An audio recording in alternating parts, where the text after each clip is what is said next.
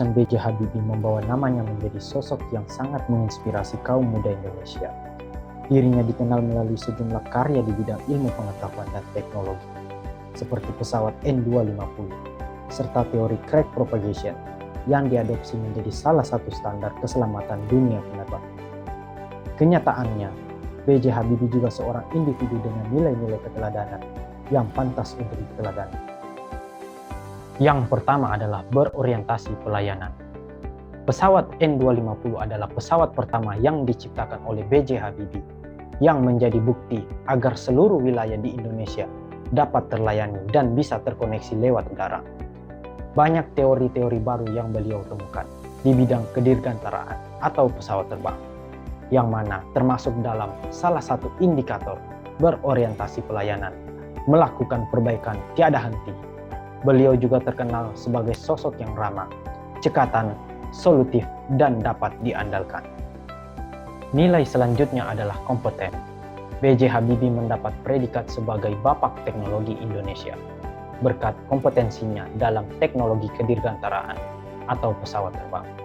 Beliau menemukan teori rambatan retak pada pesawat yang dapat menyebabkan kegagalan pada material. B.J. Habibie adalah salah satu dari angkatan pertama generasi dirgantara yang dikirimkan Presiden pertama Insinyur Soekarno ke berbagai negara untuk belajar membuat pesawat. Habibie dijuluki Mr. Crack berkat penemuan rumus rambatan retak pada pesawat yang sudah digunakan di berbagai negara untuk memprediksi failure pada pesawat. Saya bilang, tidak ada gunanya Anda IQ-nya tinggi, tapi pemalas. Tidak memiliki disiplin, forget it. Yang penting adalah Anda sehat, mau berkorban untuk masa depan yang lebih cerah. Dan Anda konsisten, bekerja keras, berdisiplin. Prof. Dr. Baharudin Yusuf Habibie atau biasa dipanggil B.J. Habibie, salah satu putra bangsa berprestasi sekaligus pemimpin yang dicintai. Kecerdasan, totalitas, dan tanggung jawab terhadap negara rupanya tidak hanya terlihat saat dia di Indonesia. Sebelum Indonesia sadar akan potensinya, B.J. Habibie sudah beberapa kali ditawari oleh beberapa negara lain untuk menenggalkan teknologi pesawat terbang. Jerman yang saat itu tahu B.J. Habibie bukanlah orang biasa, langsung saja menawarinya dengan status warga negara kehormatan. Bukannya senang dengan status yang jarang diberikan oleh Jerman itu, B.J. Habibie justru menolak. Hal ini membuktikan bahwa B.J. Habibie merupakan tokoh yang loyal, mengutamakan kepentingan negara dan bangsa. Otonomi daerah wilayah Indonesia yang sangat luas dan memiliki karakter dan budaya yang beragam, menjadikan otonomi daerah merupakan hal yang diperlukan diterapkan di Indonesia. Sehingga pada masa pemerintahan B.J. Habibie dibentuklah Undang-Undang Nomor 22 Tahun 1999 tentang pemerintahan daerah. Hasil dari lahirnya undang-undang ini adalah meredahnya gejolak disintegrasi yang sebelumnya sempat pecah di Indonesia.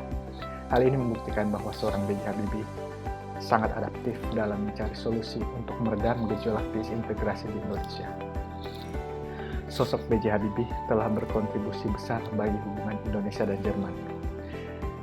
Ia yang membangun jembatan hubungan antara kedua negara, menjadi contoh serta panutan bagi generasi muda Indonesia, dan semua pencapaiannya menjadi motivasi besar bagi mereka yang ingin belajar serta melanjutkan pendidikan di Jerman. Ini menjadi salah satu bukti bahwa Pak B.J. Habibie mampu berkolaborasi dengan negara lain demi kemajuan bersama. Selanjutnya ada sikap harmonis. Pak Habibie merupakan sosok yang menunjukkan sikap harmonis sebagai penyelamat di masa transisi Indonesia. Di tengah krisis ekonomi dan politik, Pak Habibie memimpin negara Indonesia yang sedang dalam keadaan kacau balau pasca pemunduran diri Presiden Soeharto. Pak Habibie sebagai Presiden Indonesia saat itu melakukan berbagai upaya dalam menyelamatkan Indonesia pada masa transisi tersebut. Upaya yang dilakukan dalam menjaga keharmonisan bangsa Indonesia ditunjukkan dengan berbagai kebijakan yang beliau keluarkan, di antara lain kebebasan pada rakyat untuk menyalurkan aspirasinya, undang-undang otonomi daerah, dan mengeluarkan undang-undang anti monopoli atau perdagangan sehat. Semua hal ini dilakukan beliau untuk menjaga keharmonisan bangsa Indonesia. Selanjutnya ada nilai akuntabel. Pak Habibie merupakan sosok yang mencerminkan nilai akuntabel karena beliau adalah sosok yang sangat bertanggung jawab terhadap pekerjaannya. Hal ini terkait juga dengan salah satu prinsip hidup beliau, yaitu mentalitas sepeda.